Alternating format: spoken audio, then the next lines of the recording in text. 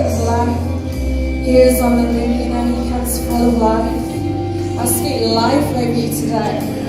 I speak life over you today. Life in all its fullness. Life in all its goodness. Life in all its grandness, in every way that Jesus intended. Fullness. Fullness of life. I want to encourage you this morning.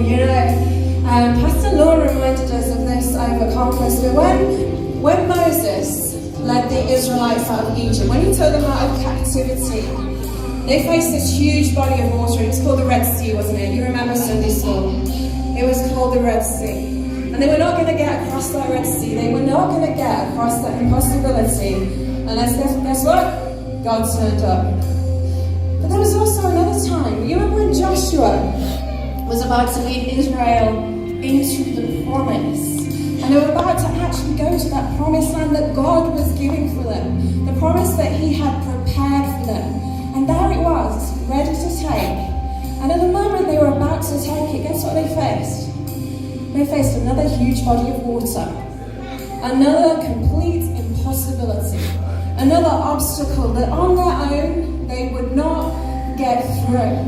They needed God again. Sometimes you face situations in your life that look exactly the same, but they're completely different. For some of you in this room, it's an insecurity. Something you think you've got over. Something you think that I'm past this. And suddenly, God's doing something new. He's about to take you to a new place. He's about to lift you to a new level. And that thing comes bang in your face again. And the worst thing is you think maybe you didn't get your victory. But can I tell you today, it may look the same, but it is completely different.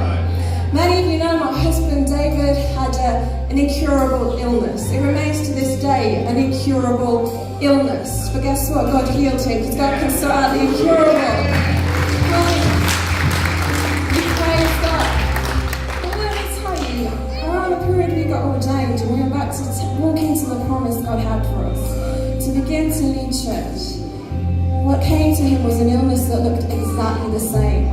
You're like, oh my goodness, here we go again. Oh my goodness, was God there even in the first place? And you know, the good news of that was actually it turned out to be fake. It was something similar but not incurable, something that was not life-threatening like before. But I just want to say to you today, and God really put this on my heart for us, he's moving us into something new.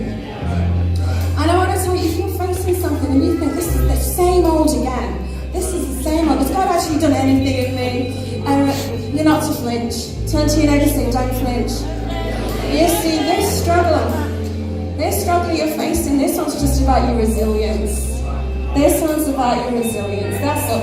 One scripture for you here, Joshua chapter 5, verse 30. It says, when Joshua was near the town of Jericho, so he's crossed over this impossibility. God took him through anyway. And he is near the town of Jericho. He looked up and saw a man standing in front of him with a sword in his hand. Joshua went up to him and demanded, are you a friend or foe? Neither one, he replied, I am the commander of the Lord's army. At this, Joshua fell with his face to the ground in reverence. I am at your command. Say this to God. I am at your command. Joshua said, what do you want your servant to do? And the commander of the Lord's army replied, take off your sandals, for the place where you are standing is holy. And Joshua did as he was told. You see, when you face your same impossibility, it's for one reason. It's because God is the only one who will give you your breakthrough. God is the Lord of the breakthrough. You won't get through this on your own. You won't enter the promises and the destiny and the things that He has for you. You will not see those answers for prayer. Those things that will break off your life, right? They will break off your life. They will break off your life. But it is only Him that will do it. So in those moments, what can we do? We say thank you. We say thank you, see, because what went before is only preparation for where He's taking you. Your promise is closer than you think. For us as a church, it's much closer than we think. Should we give Him a little bit of work?